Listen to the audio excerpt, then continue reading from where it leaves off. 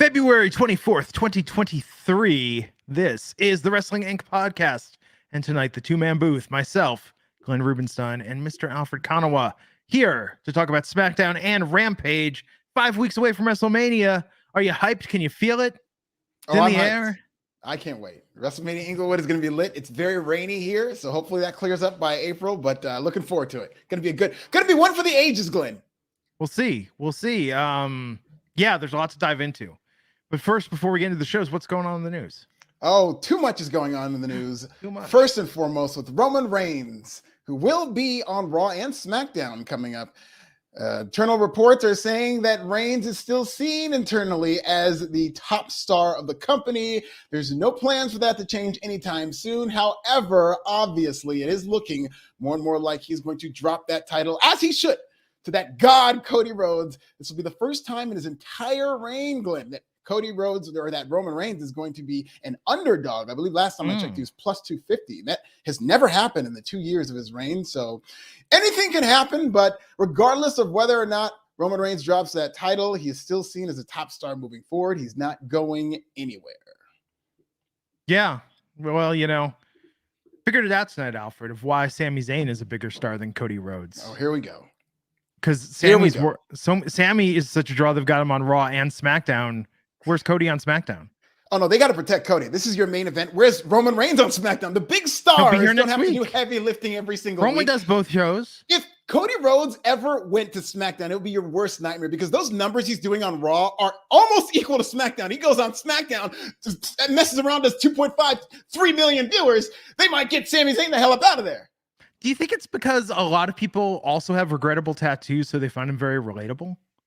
Sure. I would have no problem with that. I'm not going to judge people with tattoos. I don't have regrettable tattoos. Regrettable tattoos. Of course, yeah, regrettable, like no regrets, that's misspelled. I'm sure. But I think it's the suit, maybe a lot of people bleach their hair blonde. I don't know what it is, but that is true. I think everyone's got a bad bleach dye job, I feel like. Probably every other person in the world has at one point. I've done it. I stay away from bleach. I'm not going to. I just learned you can't get a Liberian passport unless your hair is black. I just learned that. I didn't know that. I thought I knew everything about Liberia. But you cannot.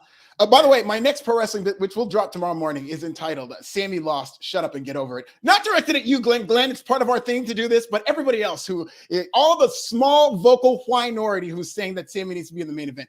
We've seen that Sammy and Kevin in this storyline, I think, and we're going to get into this on SmackDown, has been fantastic, and I have no problem with this main event. But do you make a Bernie Sanders reference? Yeah, you have Bernie Sanders corner Sami Zayn. He walks to the ring. Oh, are you talking about my video? No, I do not have it. Yeah. It's never too late. I could add one. I'm saying this, I don't even like that comparison, but it's so good that I feel like I almost didn't want to say because I'm like, this will catch on. This is too good of a comparison. No, you should have said it. That's the comparison. There's a lot of comparisons to be made in terms of the bloodline, but the Sami Zayn Bernie Sanders almost makes too much sense. He is a Bernie supporter. He is a disruptor, and he did lose like Bernie Sanders. So it does make all the sense in the world for him to be the lovable loser. Cody Rhodes in Canada getting cheered, I think, was the death knell for all the Sami Zayn people. Because it did not create any type of groundswell. If Canada's ready for it, that means America's ready for it. And as the leading wrestling journalist from West Africa, I can say on behalf of the West African delegation, Africa is ready for Cody Rhodes versus Roman Reigns. You got a big pop tonight, but Antoine disputing it. And, Antoine Fair with a $5 super chat saying, let it go. Because I don't know if you noticed, Sammy was not getting a mega pop this week. He got the biggest pop tonight when he showed up.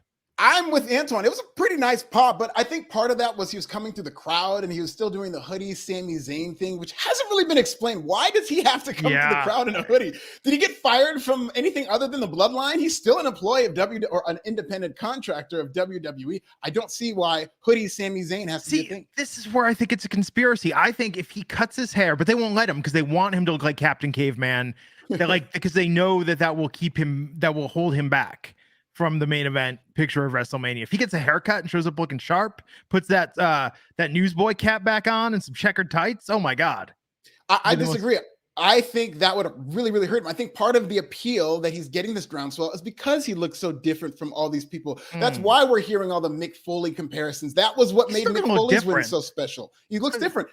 I think he would look a lot, because I look at a lot of old pictures of Sammy and Kevin together and stuff like that compared to what Sammy looks like now. And he does look a lot more generic then with the shorter hair. I think he looks very unique, and it would hurt his momentum if he cut his hair. Interesting.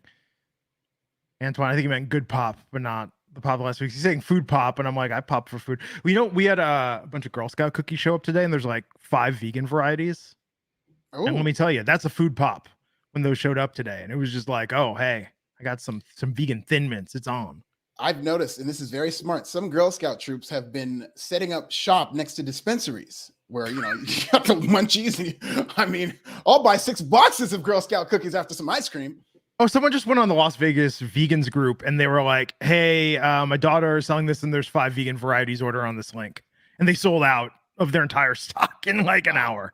Good Lord. It's crazy. Mia Lee, $4.99 with some true fantasy booking, saying, imagine how fun Velveteen Dream versus Cody Rhodes at a WrestleMania could have been. Gunther a beast, LA Knight should Mania.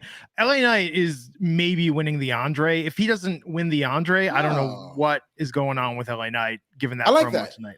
I could definitely see him winning the Andre. I never even thought about that. I haven't really even thought of the Andre Memorial Battle Royal, but LA Knight would be a good favorite. Tonight didn't do him any favors.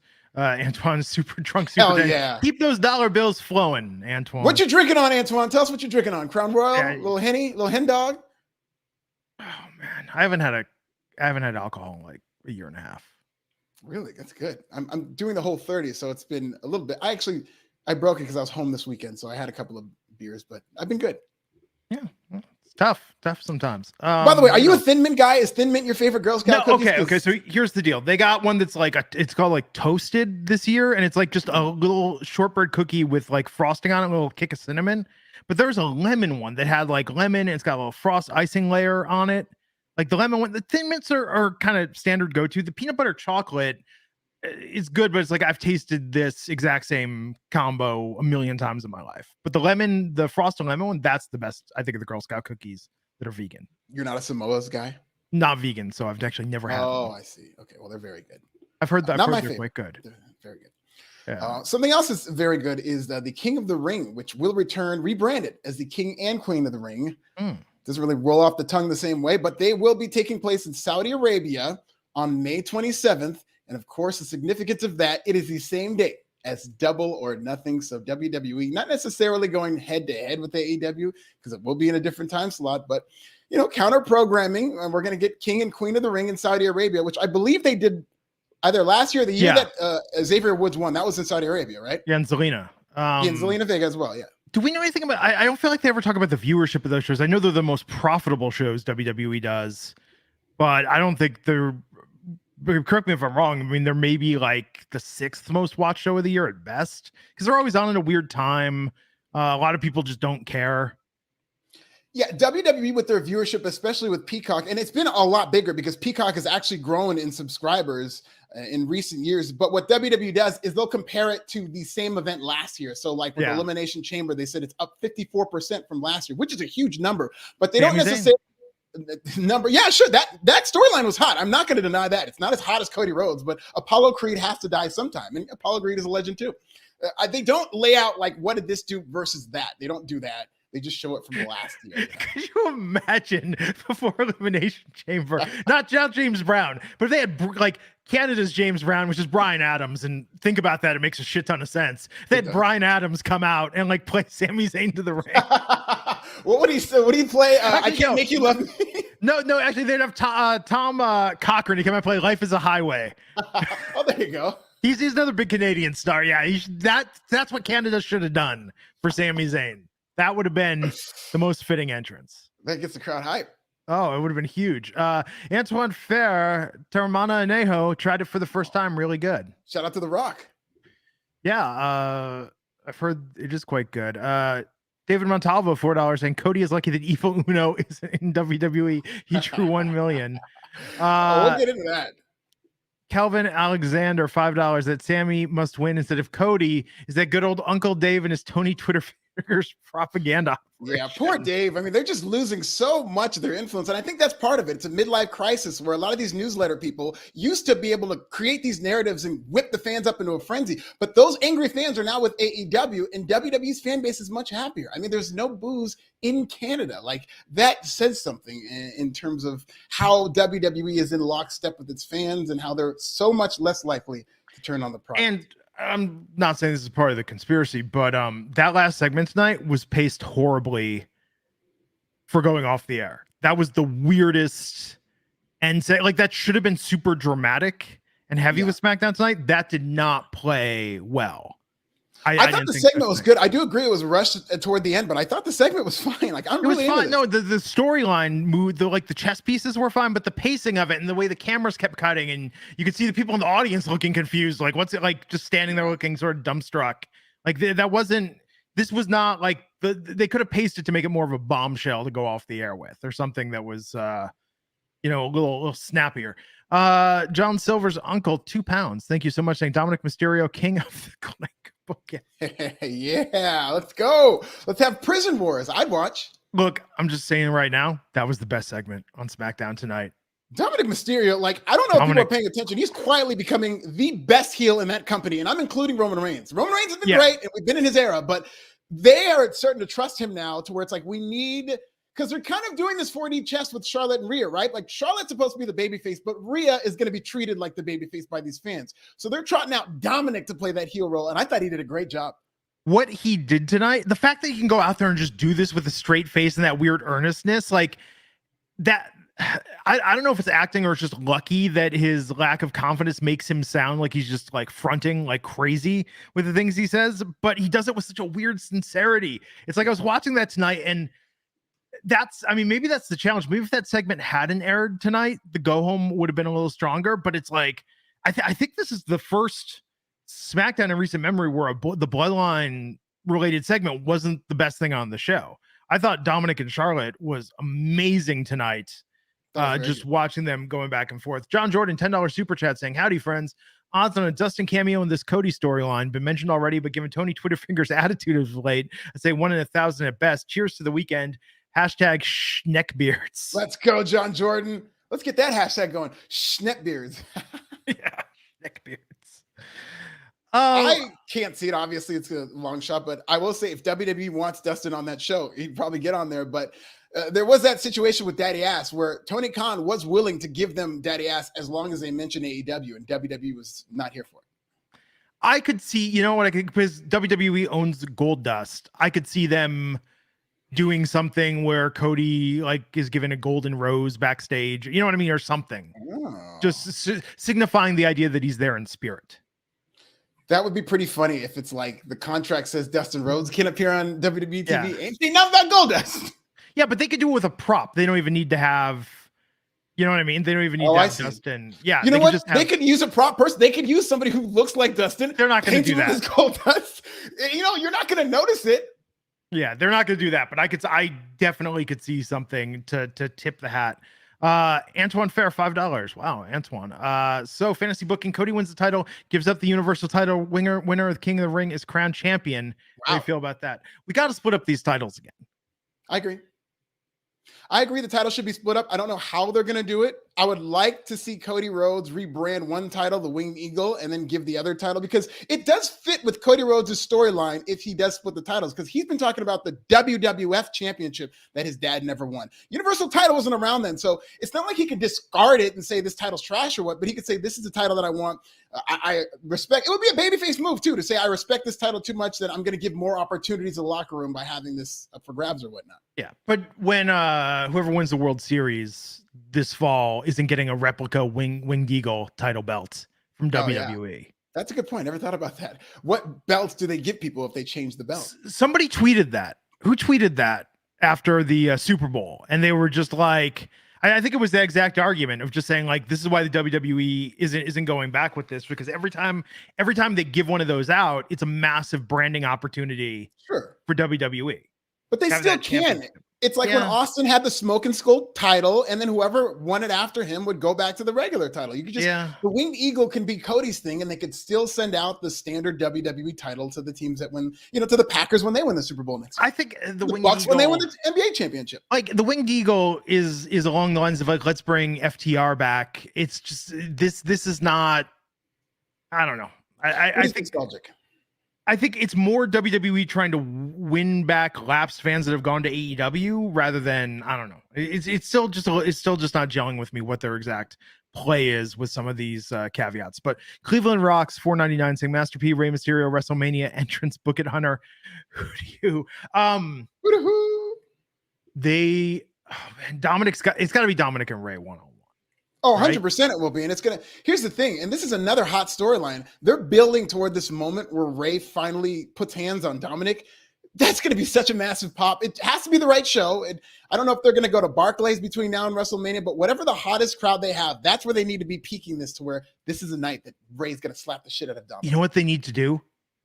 They need to fucking get Cypress Hill to play Dominic out there and just have everyone coming out looking like they're straight out of Blood In, Blood Out. I love it. And he's just bringing the entire cell block with him as backup. I'd love it. He should have a big entrance and a prison themed entrance too. They should get actual prisoners as part of his entrance. Like, let's just make this thing real. Could you imagine? You're in Inglewood, man. Listen, we're in Inglewood. They're not too far from the county jail either. That's more like a Vince move. We found out it was cheaper than hiring extras. Prison labor apparently is very inexpensive. So Linda brokered a deal, and we got an actual chain gang to come. Yeah, I love it. Randy Hawkins $20 super chat. Wow, crushing it tonight. I will say this: the Karrion Kross versus Rey Mysterio match tonight will have Conan and Disco Inferno talking on their podcast.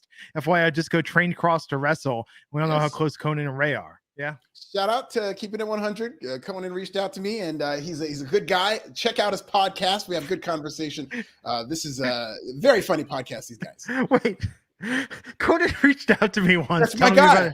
Okay, he reached out to me, and he was like, hey, I have a podcast. And I was like, oh, do you want me to advertise on it? And he was like, no, I'm just telling you I have a podcast. Yeah, exactly. This guy's the best self-promoter in wrestling. Like, I don't think people understand how hard this guy hustles behind the scenes. Yeah, DMing people one-on-one saying, check out my podcast. That's amazing. It's personable. And Ryback doesn't do that.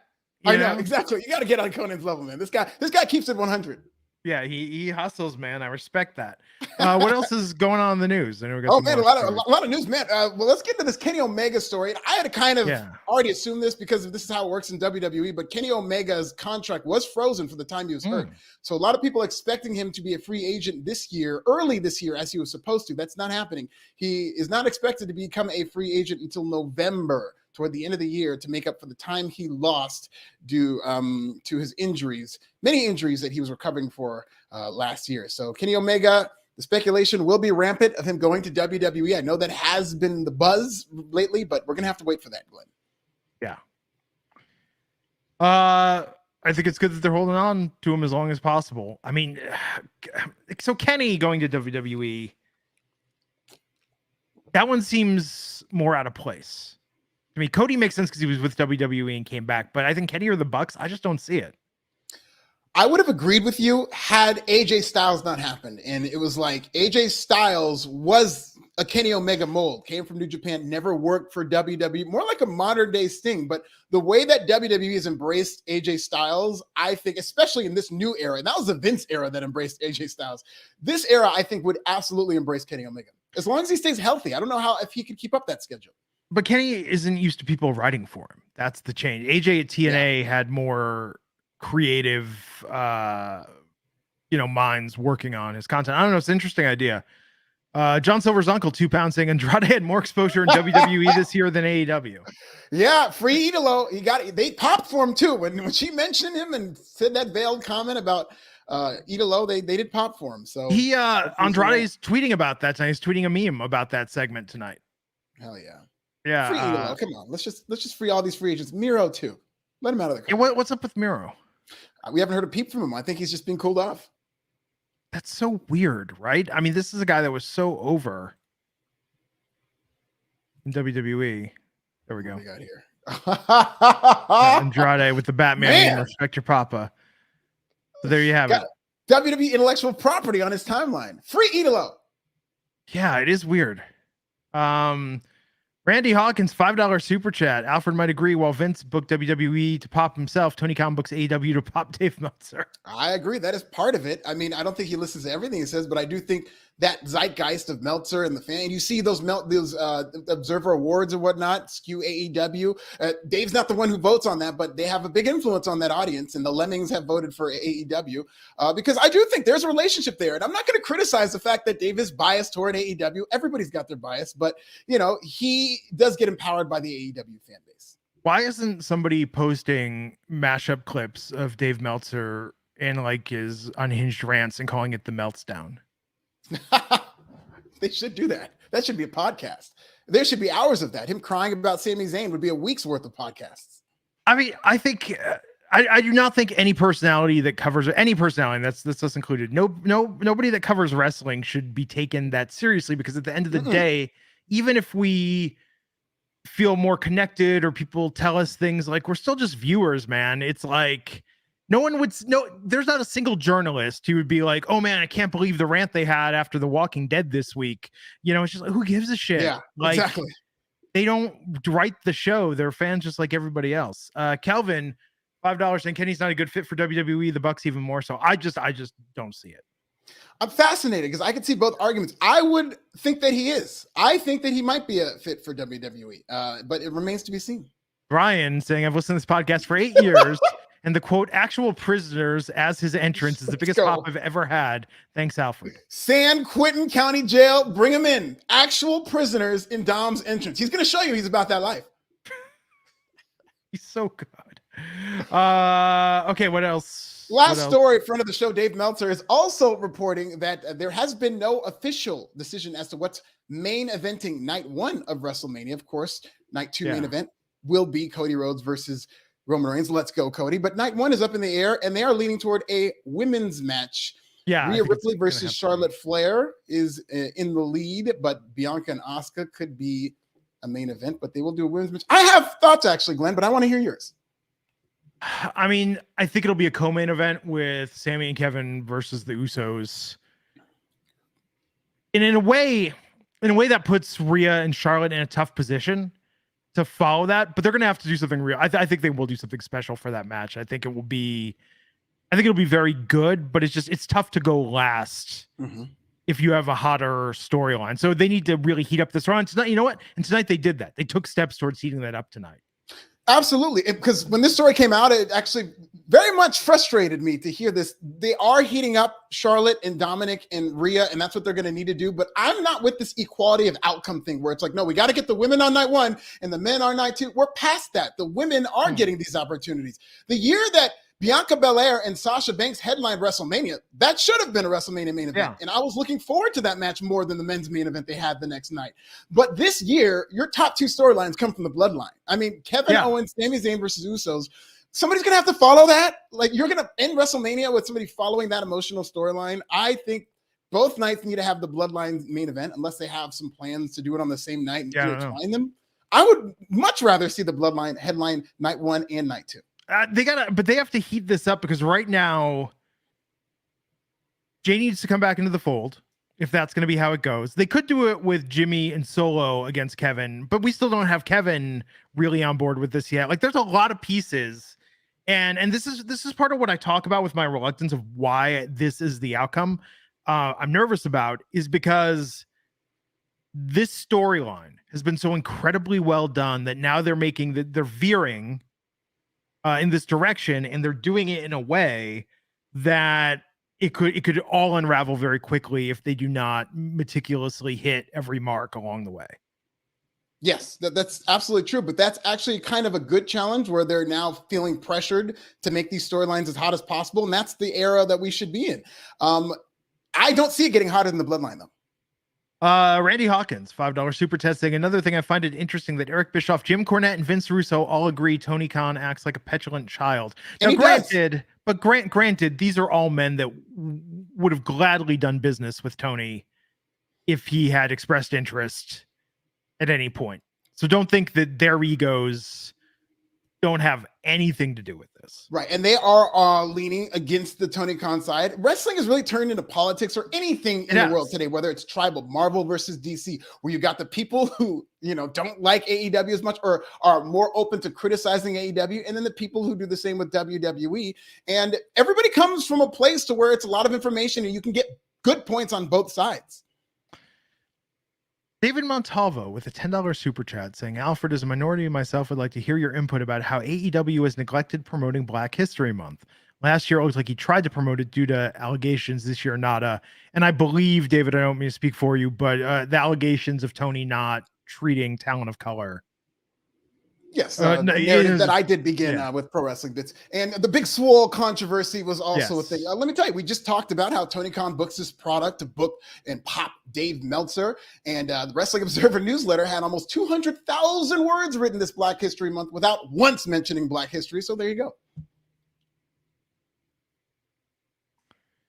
Yeah, it's I got nothing. I think they have shown, like with social media, they have acknowledged it, and I have no problem with them going out there and saying Happy Black History Month and stuff like that. I'm not like clamoring for them to say, oh, you have to represent us or anything like that, but it's been very minimal effort, and that's the way it is. I mean, okay, I don't agree with this 100% because of some talent are pushing prominent positions, but King Kia, this is fuck. That's why would AEW promote Black history when they refuse to promote the Black president? I mean, Black people have come along. I will say, Black people have come a long way in AEW in terms of Jade Cargill. They're doing a good job with her. I mean, they're not doing a good job with Jade Cargill. She's a star, and she's a star on her own accord, and she does get featured on TV. But they're not doing a good job booking her. But that's more of a booking issue. The Acclaimed is the biggest act they have. This wasn't necessarily an equality, we have to be fair thing when I was talking about all the Black people who need to be featured. As a Black person, I am biased, and I do have a pro-Black agenda, and I would like to see more Black people featured because I think it's important. At the same time, Black people are cooler. Cool comes from Black people. The culture will lead you. That's why the Acclaimed got so hot. When you have a cool Black person on your TV, you're going to get younger people. It's going to be business reasons behind that as well. Not just we need to attract Black people to make it fair. Like if you want to be a mainstream company, you're not doing it without Black people. I agree with much of that. And I think that, it's interesting just to see the talent that he pushes, but I don't think there's a rhyme or reason to it. That's the crazier part is I don't think Tony Khan has like one way of thinking aside from Tony does what Tony likes, which also tends to be what Dave Meltzer likes. And there's bias, and there's no implication of anybody. Everybody always takes it to like an extreme. I'm not implying anybody's racist or anything like that. And nor am I saying that Dave Meltzer needs to come. Nobody wants a 60-year-old Dave Meltzer talking about Black. I'm just saying that they do have the bias where it's like there's certain styles of wrestling that they want to see that sometimes other styles get ignored. So is that it for the news? That is it. We are done. Wow, what a news segment. A very loaded news segment. It's true. Level Up tonight. Supposedly Lola Vice put on a very good match. Who? Lola Vice, a newer talent Lola Vice. on NXT. Yes, that's all over my timeline. Level Up. I'll check for that. Man, I was explaining today, I was doing the podcast with Jeff Gersman for his Patreon about video game history, and he doesn't watch NXT. And I was explaining that I was like, NXT, in terms of time spent versus like enjoyment, it's still the most consistent of all professional wrestling that I watch each week. Yeah, it's a nice, quick. It's funny because sometimes I forget it's a 2-hour show. It kind of, looking back, it's like, oh, that was 2 hours. Like it does go by pretty quickly. Yeah, it's nuts. Kelvin R. Alexander, $5 saying Jade has acknowledged that AEW is fumbling the bag with her on Twitter. She deleted the tweet. They really are. I don't know if this is storyline driven because we did see her on Rampage. They are fumbling the bag with Jade. That 50 wins could have been a huge moment, but they didn't. Yeah. I mean, people are saying, oh, they built up this 50 wins. No, they didn't. It just happened to be her 50th win. She didn't go up against somebody who could have threatened her. They didn't create this big Jade versus Britt or Jade versus XYZ. They just had her beat Red Velvet, who she's faced 4 times. Yeah, I worry if 100 is going to be Britt because we got to get there. Like you give Jade like a 20 100 is going to be Britt Vixen. Give Jade a 20 woman gauntlet match. Yeah. And just have her just rack it up. Yeah, just rack up a bunch. Tina Miller saying Tony Khan looks stupid crap that doesn't make sense. Tonight, like, what the fucking turning off the lights thing? Like, this has now become a parody of itself to the point that now we get the warning turning off the lights to let us know, like, oh, just kidding. Oh, no, for real. It's just. It is very cheap. It's something the indies do because they can't really afford a big production. So that seems very indie to just turn the lights off and turn them on. Oh no, it's like when you were kids and you're doing the class project with the camcorder and it's like, okay, we're gonna set this on a tripod and you're gonna stand over here. Then we're gonna stop the recording. Then you're gonna move. Then we're gonna turn it back on. And it's gonna look like you teleported. And they actually did that with Matt Hardy's first entrance on AEW. They did do that. Yeah. Was that WWE or TNA? No, that was on AEW when he first he was in the bleacher. Okay. He was in the stands and he during did the that. pandemic. I remember. Yeah. But let me just say this. I thought Rampage was actually pretty good tonight. Love that main event. Thought the main event was awesome. But just he's leaning at some weird tricks. And stop with the tweeting where you're hyping it, because if you hype everything with justified, this is awesome chance. If everything is awesome, nothing is awesome. Yeah, but those are bots. Like I feel like it's like an automatic. It's AI. It's AI. Yeah, exactly. Tweet the recap of what happened at the end of the movie. Which, oh my God, when I turned on Furious 7, I was like, God damn it, I'm going to cry because it's at the end scene. When CGI Paul Walker says goodbye. Oh, man. Yeah. But, man, yeah, I do feel it's a little, like, change up your game, Tony. John Silver's uncle, 5 pounds, saying, is an Ohio native, go Bobcats, living in England. I have to ask you guys, Jake Paul or Tommy Fury? Personally, I hope Fury sparks that cocky pissant out. Yeah, I think Tommy Fury. I've seen a lot of hate about Tommy Fury, and people unfairly compare him to Tyson and say, "Oh, he can't fight compared to his bum." But compared to Tyson Fury, everybody's a bum. So I think Tommy Fury is going to surprise a lot of people. Yes. Randy Hawkins, $10, saying, I do know if Vince sells WWE to Saudi Arabia, Tony Khan is going to use that to bury WWE even more and say he has a more human rights friendly promotion. That's an interesting way to put it. Like, yeah, but also dude, that's like setting yourself up. Like, don't make that statement, Tony Khan, because something will happen there will be like a concession union that will be coming out with stories, like, that you were just literally digging a hole for yourself. He really already kind of has. That's his big insult with WWE. He's done it through his talent, where Britt Baker cuts promos about blood money. He's gone out and said when he got in a feud with Randy Orton, he was talking about the Saudi Arabia thing. Although I do think Randy started that. But that is something that AEW, particularly Tony Khan, talks about. But you can't tell me that if Saudi Arabia came to AEW with that Saudi money, Tony Khan would jump over everybody, including Britt Baker, to go get that money. Yeah, maybe. So let's jump into SmackDown tonight and keep those super chats coming. You guys are on fire tonight. We appreciate it. And hey, I know we say this every week, but be sure to like, share, subscribe to the channel. Leave us a rating or review on Apple Podcasts and iTunes. We appreciate it. But we open tonight with Imperium versus. Oh, actually, we open waiting for the Usos to arrive. We got Jimmy first. Asking if he spoke to Jay. Jimmy says he hadn't spoke to his brother, but he called and texted him and wants to meet him in the ring so they could work out their issues. So good tease for the storyline of the main event. But then we had Imperium versus Braun Strowman, Ricochet, and Madcap Moss. One of these things is not like the other. They're trying with Madcap, man. And again, I put him over a lot. I like Madcap Moss. I think he can be a star. I think they are just too sporadic in how they book him, and they're not consistent with him. So he just right now seems to be spiraling a bit.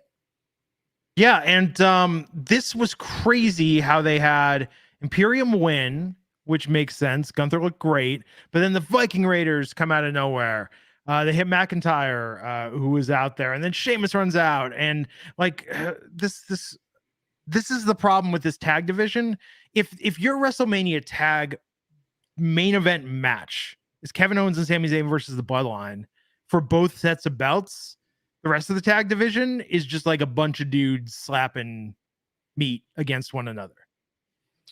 I agree. And the thing that might get misconstrued about this tag team division, the Usos have been great, and they have made the tag team titles a main event entity. They have not made the tag team division a main event entity. You know, they have not done a good job elevating tag teams because of these belts. They're more or less using these tag teams as props for the Usos to beat on their way to a bigger goal. Yeah, it's unfortunate because there's a lot of talent here that is just tossed into this segment. We had backstage Rey Mysterio talking about putting an end to Karrion Kross. Dominic and Rhea walked in, and man, Dominic, like, talking shit about what Kross is gonna do to Rey. Santos Escobar cuts him off, says he learned some respect. Yeah, this was man, this whole thing, like this storyline's been going on a long time. I mean, the build when they were partners. But I don't know. I liked it. I liked it a lot. I love that Santos Escobar's going babyface, and I like that the story is that Rey gave him his mask, and that's a big deal. And they're now using that to turn Santos Escobar babyface. I don't know what's going to happen to Legado del Fantasma and Zelina Vega, who are heels. But I like that. And I love Dominic Mysterio hiding behind Rhea Ripley when Santos goes to confront him. I thought that was well done. This guy was in his bag. He was the MVP of the show. On a show where I know Sammy and the Usos are going to probably pop the biggest rating, Dominic Mysterio was the MVP of tonight's episode. He was so good. He was so good. Yeah, I mean, I think the way they built this was phenomenal.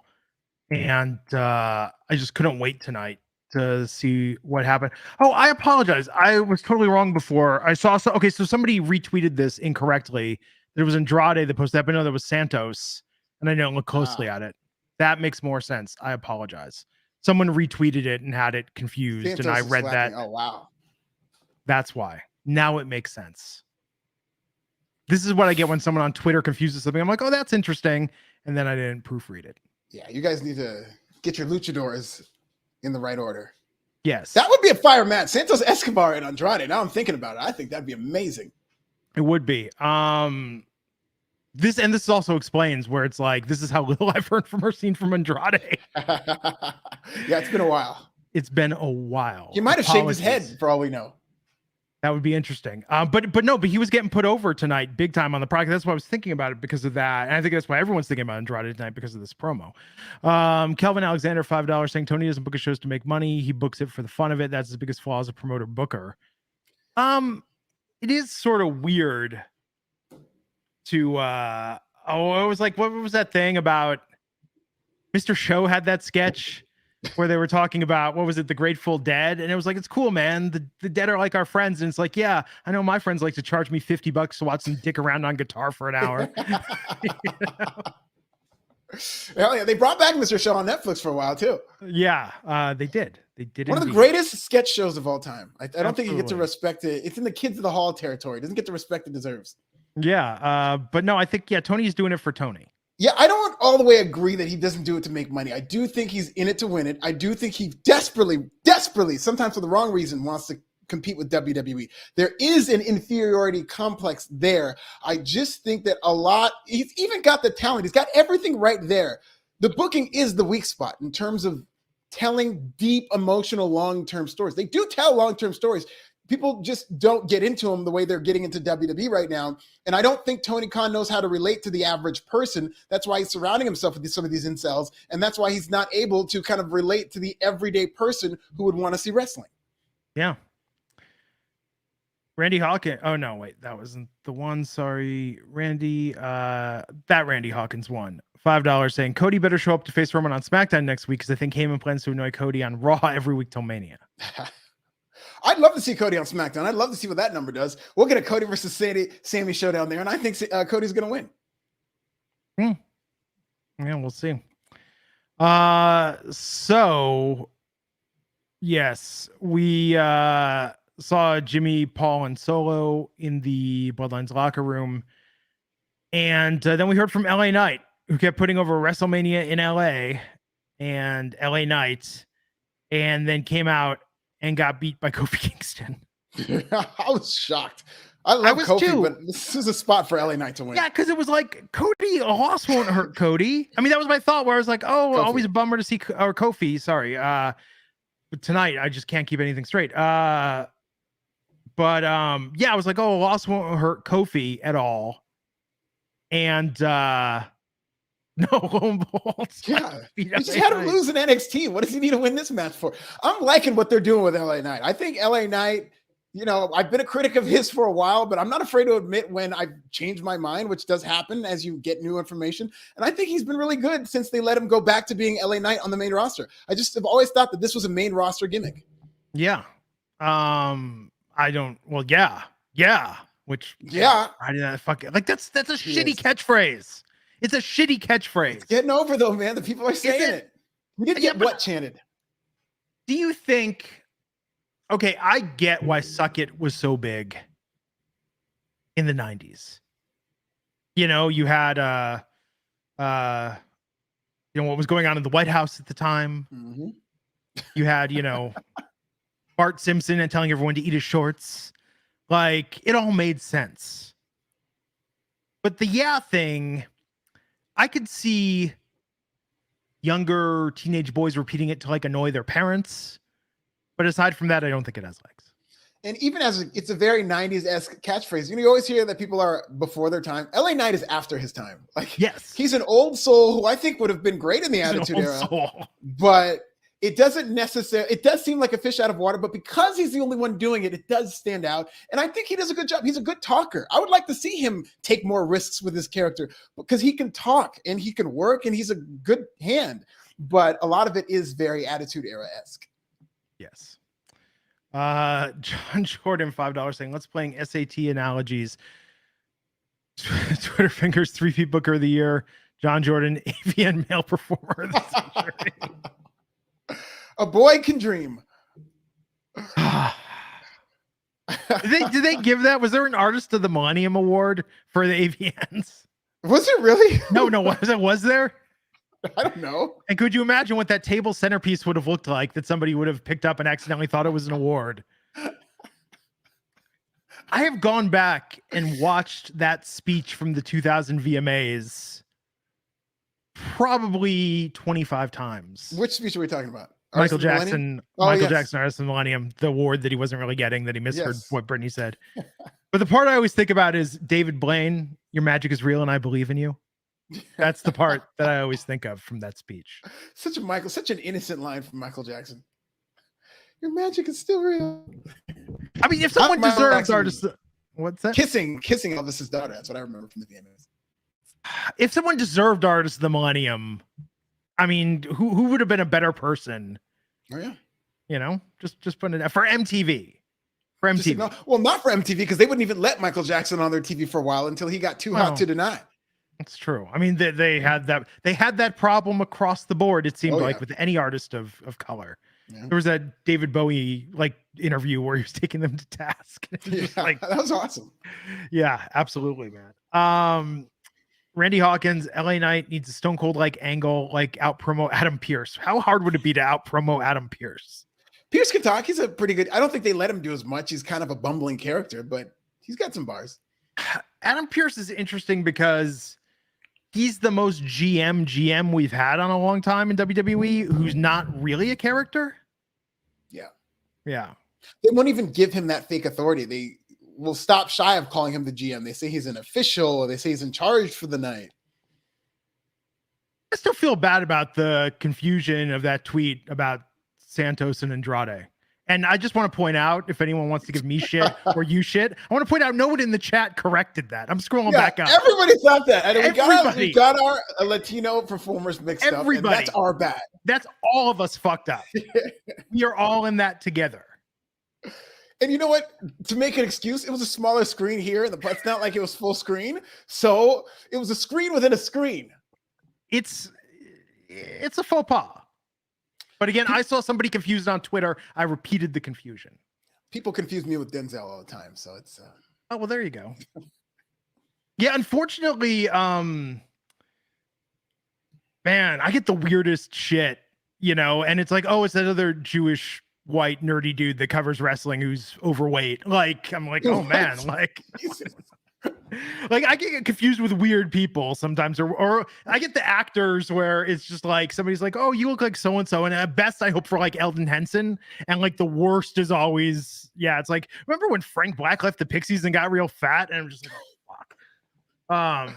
Yeah, it can go sideways pretty quickly. Kelvin R. Alexander, I love Kofi dearly, but LA Knight should have went over in that match. I mean, that's the thing. Yeah, man. Like, why would you do this?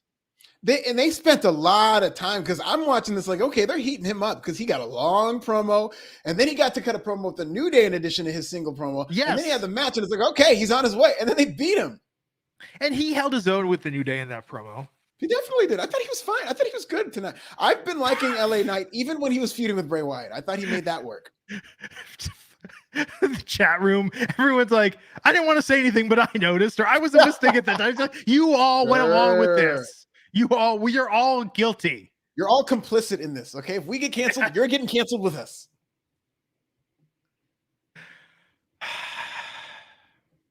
It's my Hank Kingsley moment. It finally happened. So yeah, Kofi Kingston beat LA Knight. What the fuck? Okay, Charlotte Flair and Rhea Ripley faced off. Yeah. Oh my god, this segment. I just want 2 hours of this segment. Charlotte came out to the ring, and Dominic Mysterio came out and talked about everything they had in common with their fathers not being there. Just all of it. This was amazing. The things Dominic, I love whenever he references his time in prison. I don't know, it's his prison. And it's like, dude, you were allegedly storyline, you were in county for a night.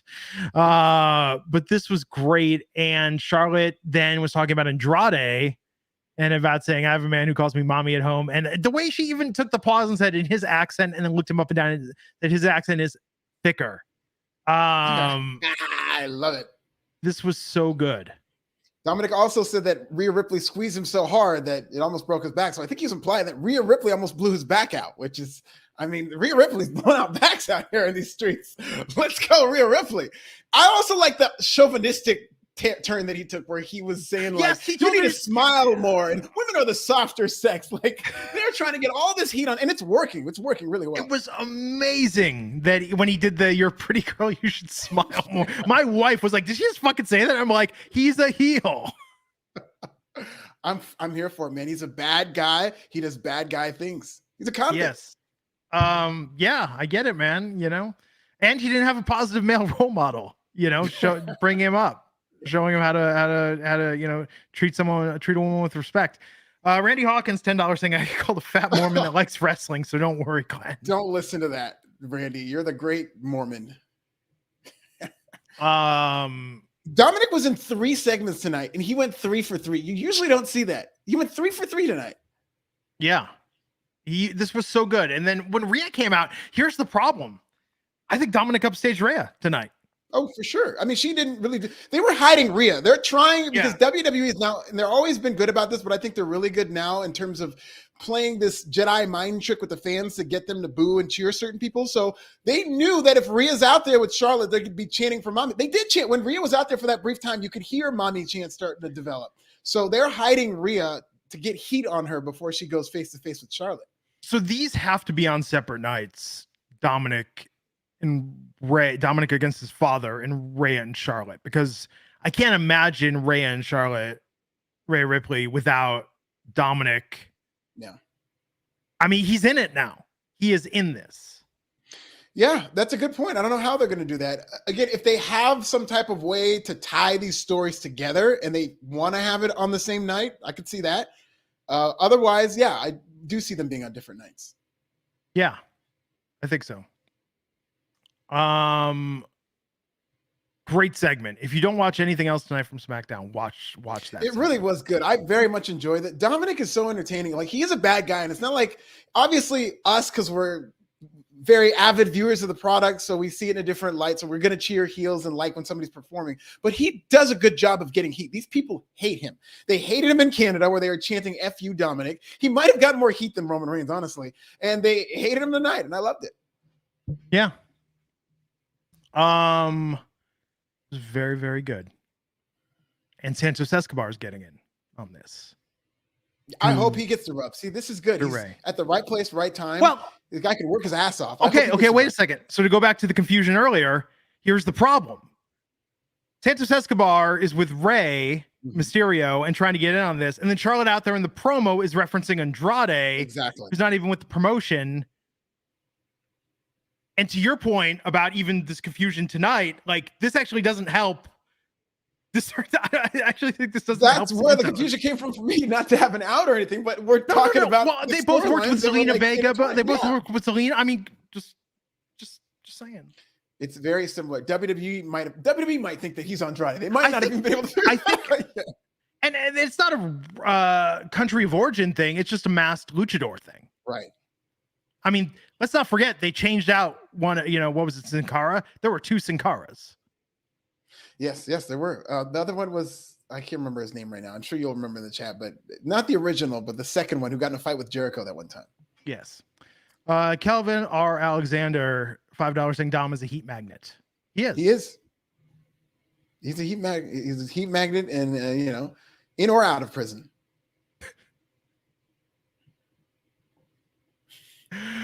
Oh my God.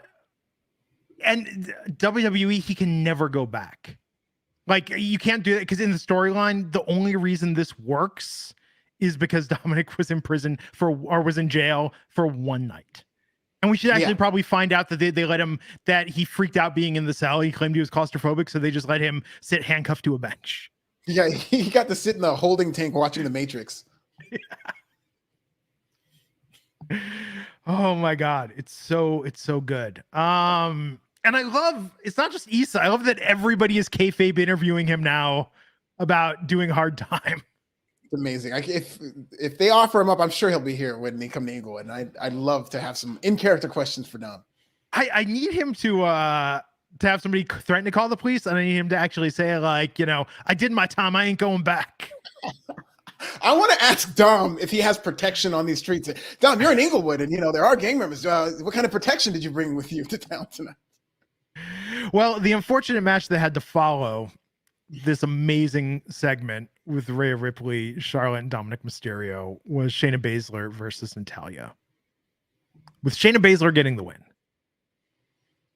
Shayna and Ronda were having fun. Unbelievable. Ronda Rousey is a star, but how little of a star she comes off as these days in terms of she was cornering Shayna. Her music played. People didn't really pop that hard. And I'm not saying this is a Ronda problem. I think WWE has kind of fumbled the bag in promoting Ronda Rousey. It's like she's their Jade Cargill, where it's like you've got this huge star. You're in this red hot WrestleMania season. I know they're capable of telling a good story with Ronda, but they're really not doing anything with her right now. Yeah. Crazy. Absolutely crazy. Like, I get why she wants to work with Shayna. I get that they're friends. I get that they've worked together for years, but I think that just different, I mean, you think about, like, go back on this podcast to when Ronda debuted in WWE, and it's like, this is one of the biggest stars in all of combat sports and all of sports, and now by default she's one of the biggest stars in WWE. In fact, she's a bigger star than almost anyone in WWE. And I think that at first it won her a lot of respect that she was willing to, be just one of the locker room, one of the team. But it's kind of crazy now when you look at it, because I don't think they've ever booked her in a stellar way as a singles wrestler, even as a champ. I think our best feud is still that first one with Stephanie McMahon when she teamed with Kurt Angle against Steph and Triple H. Yeah, that was great. I think her feud and match with Charlotte was pretty good. And she had moments. Her and Nikki was good at Evolution. The thing with Ronda, I don't have a problem with her teaming with Shayna. I don't think that in and of itself is a step down. I was actually very excited at the prospect of her and Shayna getting together. But I thought it was going to be, they're going to be world beaters as the tag team champions. And then by WrestleMania, they're going to split off and have a match. But they're just throwing this thing together. Yeah. You know what they didn't throw together tonight was this Firefly Funhouse segment. Oh, they definitely threw that together. That's no, I mean, they put time. This is the most Adult Swim, densely layered, edited thing. I mean, they probably worked on this for like the better part of a week, if not longer. This montage, this Can You Keep a Secret, just all the way that they had these different segments. This was fucking weird and it didn't make much sense, but at the same time, like this was crazy. And I love that WWE said we have national television on Fox and we're going to take 2 or 3 minutes of that and just show you some bizarre shit.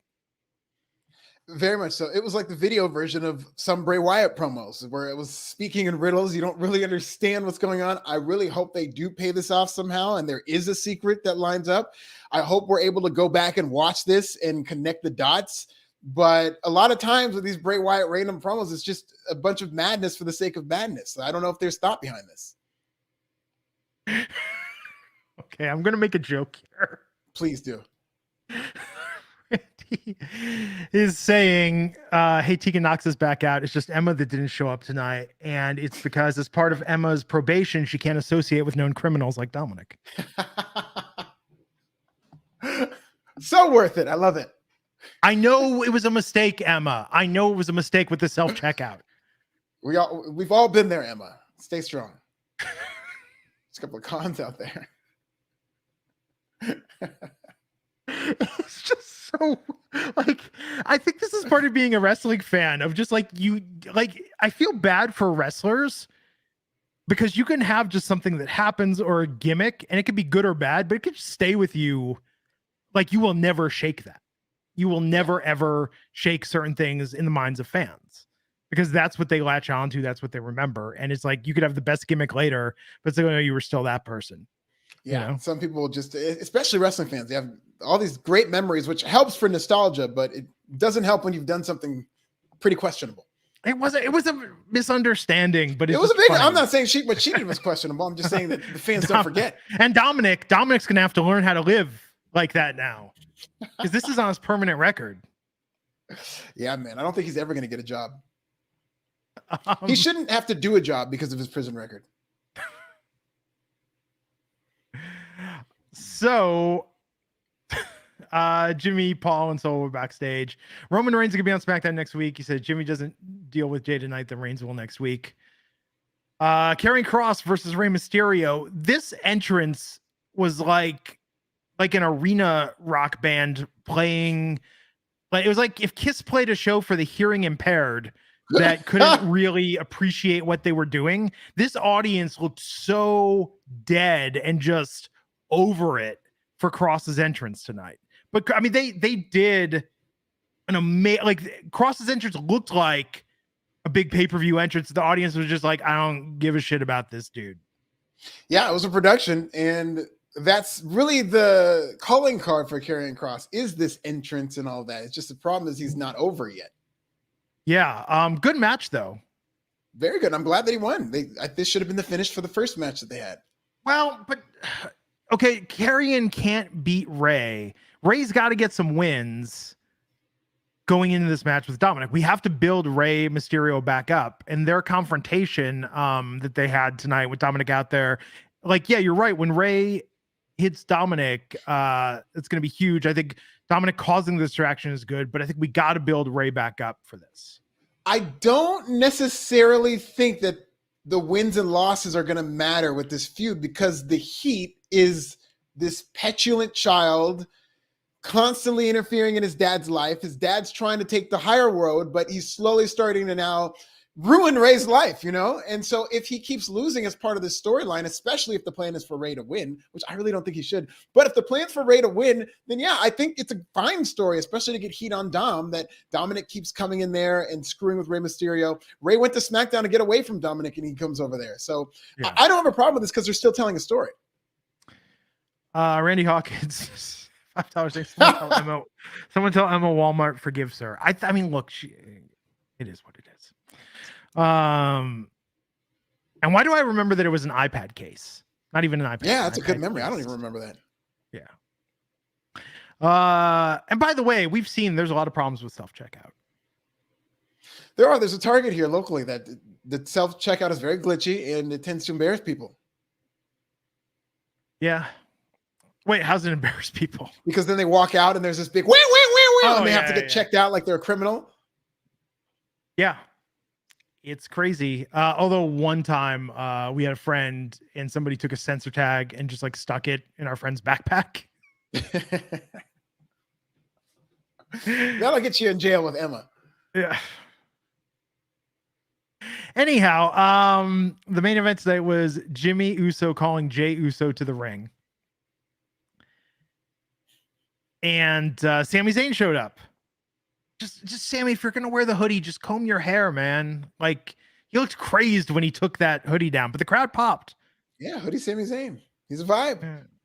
Yeah, I get it. I am a hoodie You know what's funny? I have like 3 show outfits here that I wear, just pullovers I put on that aren't covered in cat hair.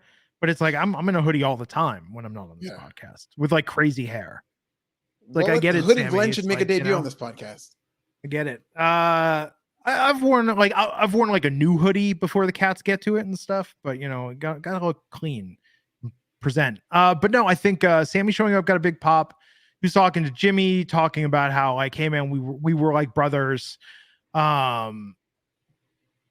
Jay coming out, Sammy getting distracted, Jimmy attacking Sammy, Solo coming out, Sammy going through the audience. Like this was just a little messy.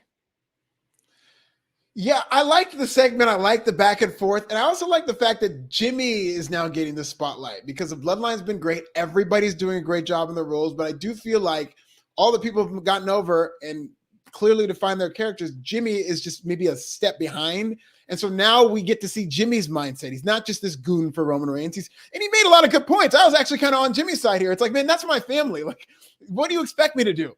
So I thought Jimmy was great here in terms of establishing himself as an individual entity. Yeah, it was. Do you think it's Jimmy and Jay versus KO and Sammy, or do you think it's Jimmy and Solo versus KO and Sammy, and Jay is the X factor? I think it has to be Jimmy and Jay. But it's kind of interesting you say that because they're kind of booking Jay Uso like Sting, where the NWO story, because there's a lot of comparisons of the NWO to the Bloodline, and Jay Uso is like the Sting, where he's in the middle. You don't know whose side he's on. He's not saying anything. He's in the rafters. They're doing a lot of Sting with this. So I think that's interesting that you say that. It sounds like a weird question, but who knows? Maybe it will be Solo and Jimmy, but I'd be shocked if that happened. I definitely expect it to be the Usos. But Jay will be conflicted. They're doing Captain America Civil War. Randy Hawkins, $5 saying that's why I use Walmart Plus and do it all online. Go Cody. Oh, go Cody. Yeah, let's go Cody. Let's go Cody. Cody's winning that strap. Oh, East is going to be so sad, but we are going to enjoy some delicious Applebee's. Might I recommend the shrimp? It's all just microwaved. Yeah, don't sleep on that shrimp. Or boil them back. We keep seeing those commercials for the new KFC chicken wraps with the spicy slaw. So we made vegan versions of that last night with like Gardein chicken tenders, and we made some coleslaw. Like so good. That sounds really good. Yeah. Really, on a chicken sandwich, like coleslaw on a sandwich is next level. It is. Have you ever had coleslaw on a hot dog? I know you're vegan, but there's this place called Slaw Dogs. It's delicious. IKEA's vegan hot dogs have like a slaw and a bunch of like pickled onions. I think I posted a recipe for pickled onions once, pickled red onion on my Twitter. Like make a jar of pickled red onions. They last forever, but you just add that to something. Like it's amazing. Like sweet, hot pickled onions. So good. Oh, but the Firefly Funhouse segment, it's setting up Bray versus Bobby Lashley. That's going to be an interesting one. I hope they don't make Bobby Lashley run and hide from Bray. I hope the Hurt Business comes to be his backup for all these Wyatt characters. But it's just, I like Bray and I like Bobby, but this sounds like a round peg in a square hole. And Bray Wyatt hasn't been lighting it up against other baby faces. So I'm worried that it might hurt Bobby. I know. I think, honestly, Bobby should just walk out, cold cock the Fiend or Uncle Howdy or Bray, knock him out with one punch, and be like, I don't have time for this shit, and just leave. I'm going back to Brock. Yeah, I mean, like, because this is not Brock. Brock would do what Cena did and get in the sandbox and play. I don't think that's Bobby's character. I just had that visual of like a happy Brock Lesnar like playing in a sandbox. Brock would be. Could you imagine? Brock would be hosting the Firefly Funhouse one week. Yeah, as he should. Yeah, but Bobby, that's not Bobby's character. The Firefly Fun Farm. What do you think about Omos versus Brock? I mean, like, what an opportunity for Omos. I thought they were just doing that to set up Omos and Lashley, but I don't know. It sounds like WWE's playing a little chicken and they're not really going to do that, but I would be very surprised if they did Omos versus Lesnar. I mean, they haven't really heated up Omos very much until now, and I think the visual of Brock Lesnar giving Omos an F5 would be really cool to look at, but you can do that on Raw. You don't have to do that at WrestleMania. I mean, I get the attraction because of Omos's size, but Omos hasn't wrestled that many matches, right? He's maybe don't want like not even 10 that were televised. And wasn't one of them on Raw Underground? Yeah, I mean, a couple of them were, and they were heating him up a little bit last year, but then they just had Lashley randomly beat him. And if they would have had him undefeated or go on a win streak heading into Brock Lesnar, I'd have no problem with it. My problem is it's come out of nowhere. Yeah. Randy Hawkins, $5 saying no one likes Omos versus Brock. I mean, the spectacle of it makes sense, but nothing else about it does. In the building, I think the crowd is going to be into it. Even if they don't build this up, seeing Brock Lesnar against a guy that size, it's been a while since I've seen anybody dwarf Brock Lesnar. That's what the way Omos will. So I think it's gonna be the modern day Undertaker versus Giant Gonzalez, which was not a great match, but I'm going back and watching a lot of these WrestleManias and reviewing them on YouTube Shorts at Pro Wrestling Bits. But that WrestleMania 9 match between Undertaker and Giant Gonzalez, better than you think. And obviously it's all Undertaker, but it was a spectacle to watch and it was better than I thought. I mean, Omos can toss Brock around. That's the appeal of this. So we'll see how that goes. So SmackDown, Dominic Charlotte stole the show. Rampage, we opened with the main event. It was a good main event. The Young Bucks and Kenny Omega versus the Aussie Open. What did you think of this match? A good technical professional wrestling match. I don't know much or care about the Aussie Open, but Young Bucks people were losing their shit for them online to the point where I want to know more because I was not aware they had such like passionate fans. Yeah, anybody who shared sweat with Will Ospreay gets that reaction. So it's the Will Ospreay connection. And they're a good tag team. They had a great match with FTR, I believe. I think that was for the IWGP tag team titles. They just, coming into AEW, they're not regular characters. So it seemed very random. Good match, though. And it makes me want to know more about them, which I think is what the power of a good match with a competitor I'm not as familiar with. Hell of a tag team. I just want to know, you got to tell us stories and build these characters, but they're a hell of a tag team. Randy Hawkins saying Omos versus Brock is a Vince booking. It does seem like a Vince booking. That might have come from the suggestion box. That might have been something where we got to give something to Vince. Could you imagine if Triple H had a suggestion box and Vince is writing and slipping stuff in there covertly? I would rather have a Vince McMahon voicemail where it's like, Vince, you call this number, like the voicemails he'd be leaving. Yeah. John Silver's uncle saying Brock would beat Bray up with his own Ouija board. And Tina Miller saying Brock would have so much fun as puppets would be the farm animals. Yes, oh my god. And Bray could be singing Old MacDonald Had a Farm. Like, you could do so much. I love it. Like that would be huge and just crazy entertaining. But no, I thought this with the Aussie Open and Bucks were good, but the Aussie Open lost to the Bucks and Kenny Omega. Double super kick and a BTE trigger for the win. And then the lights went out and came back on for the first time and nothing happened, and then did it again, and it was the House of Black. So it's setting up this match with the Elite. Yeah, that's good. I'm glad they're doing something with House of Black in terms of the trios titles, and I think that's going to be a very good feud. The Elite has kind of gone cold in recent weeks in terms of they won those titles. They had that great match in Inglewood where they won the trios titles, and since then it feels like AEW hasn't really planned anything for them. Like they don't know what to do with them. But a feud with the House of Black, I think, should be pretty fun. No, I agree. So the best friends were backstage being interviewed by Lexi Nair, and they were being asked about the Casino Tag Team Battle Royal next week. But before they could answer, Big Bill came out, leveled them, and the Guns appeared and attacked them with a pipe. It's Big Bay. That's Lexi Nair's fiance.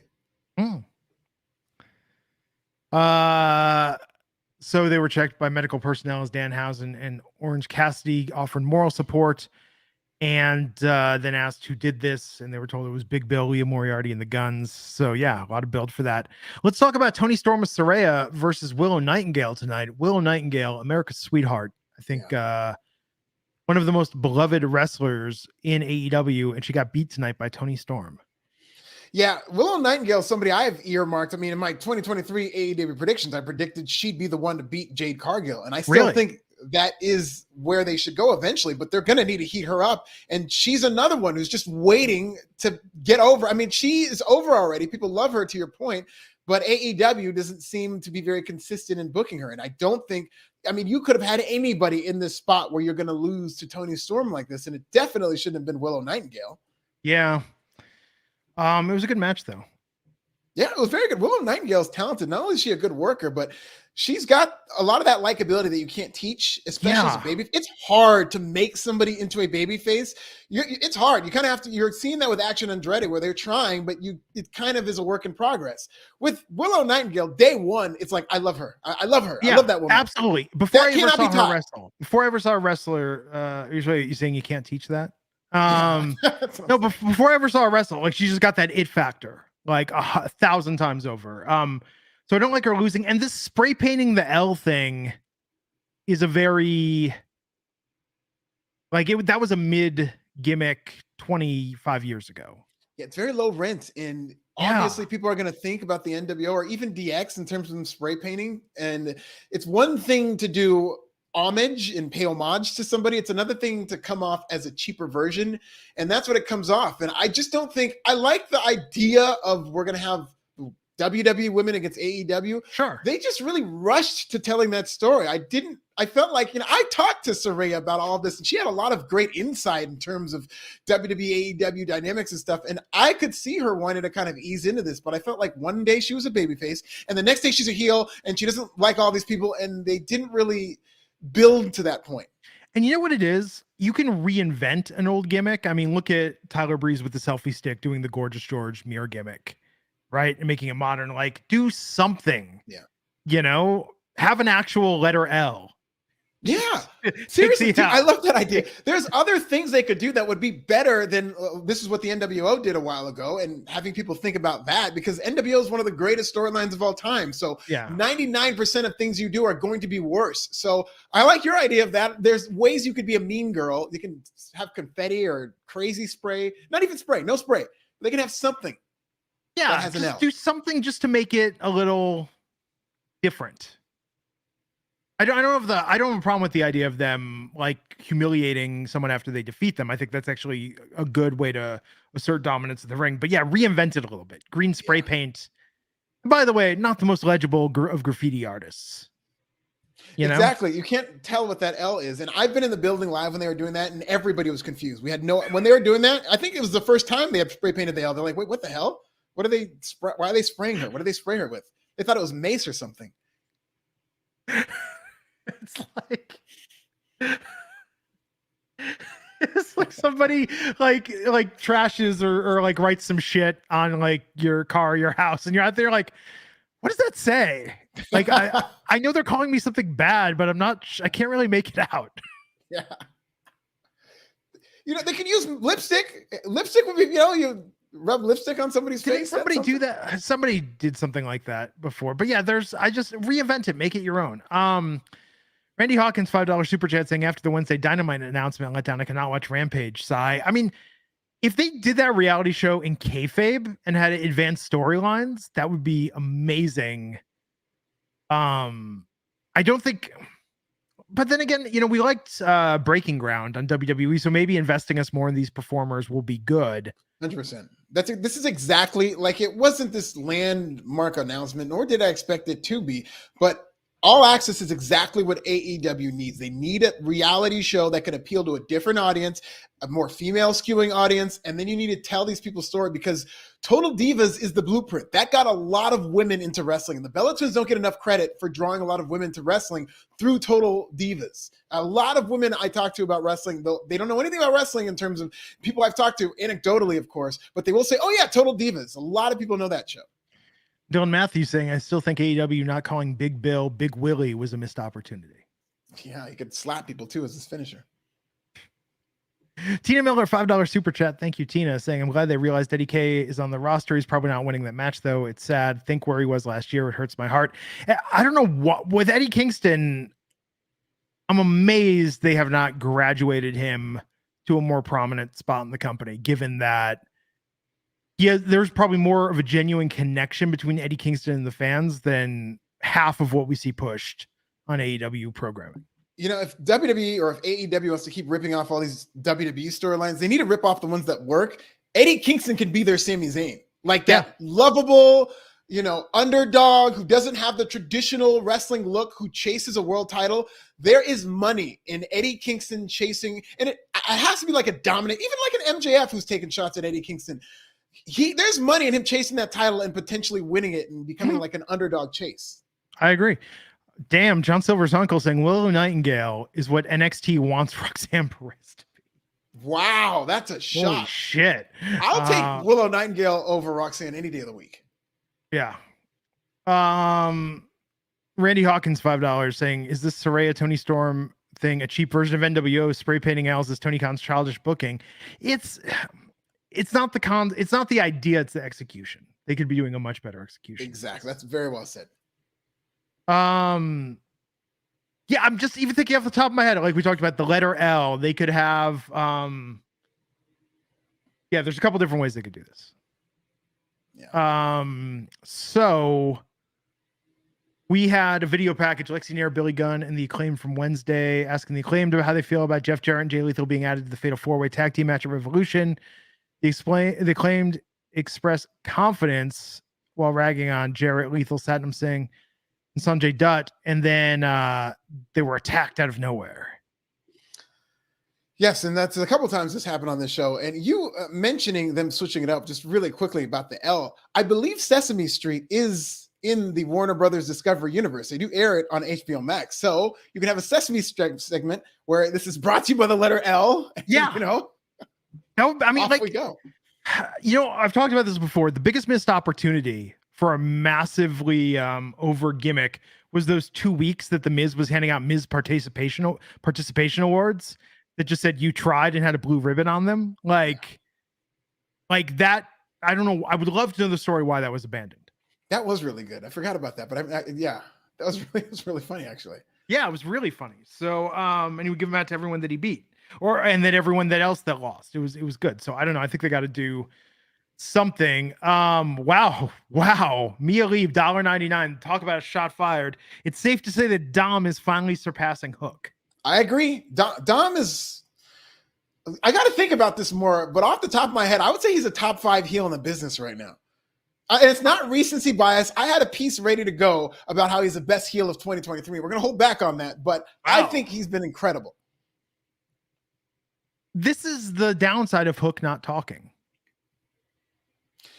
Yeah, it is and it isn't, because Hook, you got to be consistent in booking him. His thing is he's going to go in there and kick people's ass. It's very Goldberg-esque. Yeah. So if he's not on TV for a while, or if they're not doing much with him, he's going to immediately lose his momentum because he's not going to necessarily get it back by cutting that great promo.